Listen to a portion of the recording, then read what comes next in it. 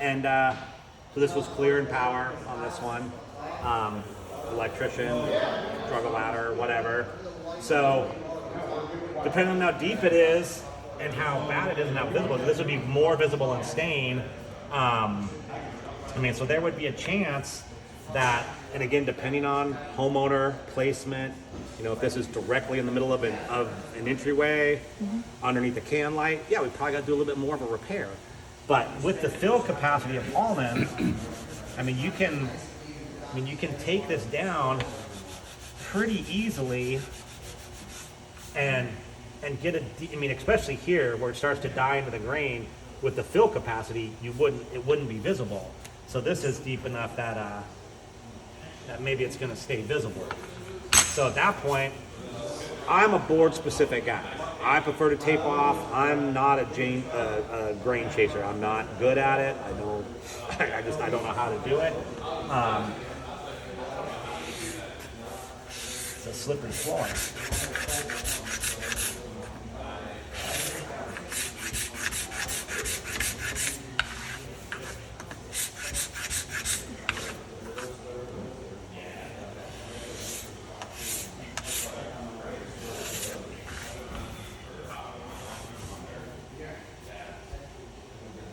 So pretty happy on that side. Still some pretty good denting. Here I want to take a little bit more down because you also don't want to generate that effect as much as possible on an individual board. So you want to do as little as possible.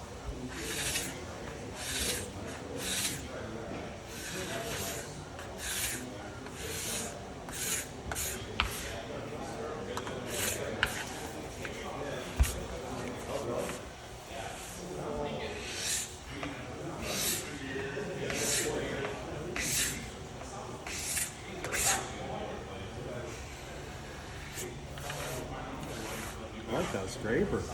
I was able to get this one pretty sharp. This is the Shoreline, or the Warner. This is the blade that I always use. They don't make handles for them anymore, but they still do have the blade.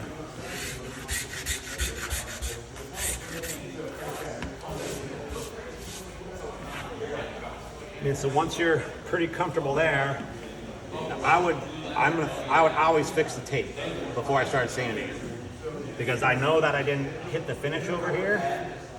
So I would fix the tape line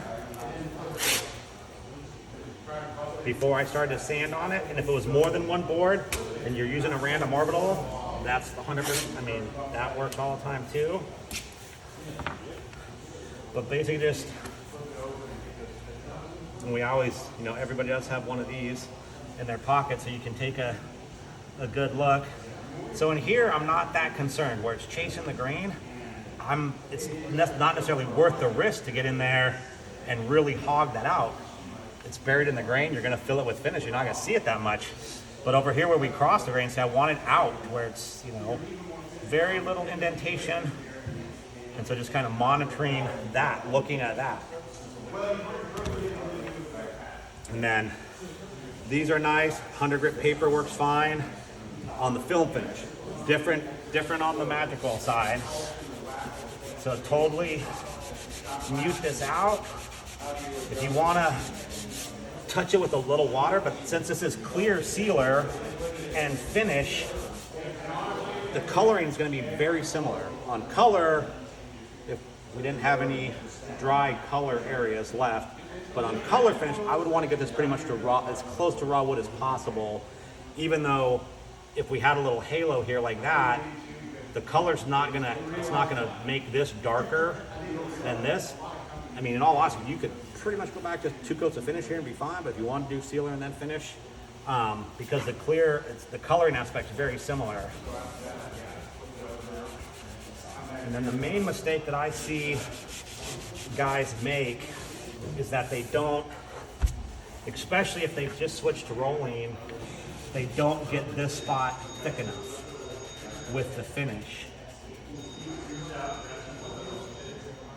And so I would just go out to the edges like that.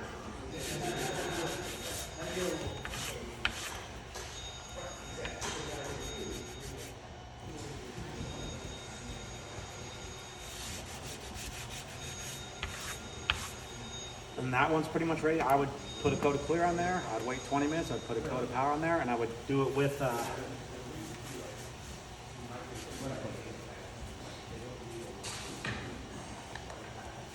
I would do it with this since we rolled before.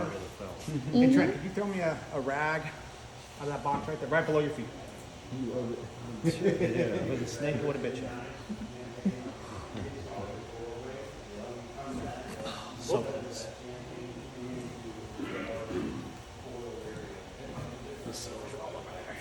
Want to grab me a little bit of clear? Should we pop the grain or no? We wouldn't have to in this case because it wasn't popped before. Got it. So this is a pretty simple one. That one over there will be a little bit more involved.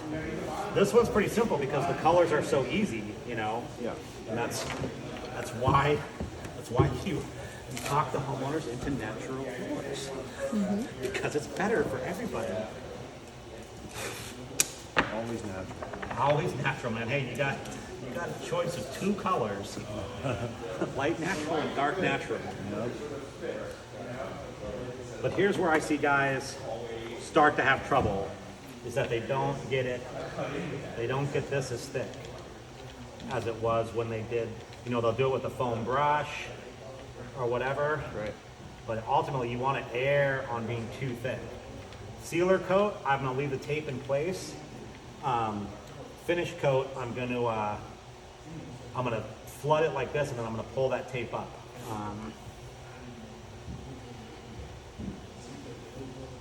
And that sealer will break as you pull the tape. Yeah. The sealer one doesn't have the same lateral bonding strength. So, and then I want to flood this little reservoir with finish, and as I pull it, it will soften that edge off a little bit. Okay.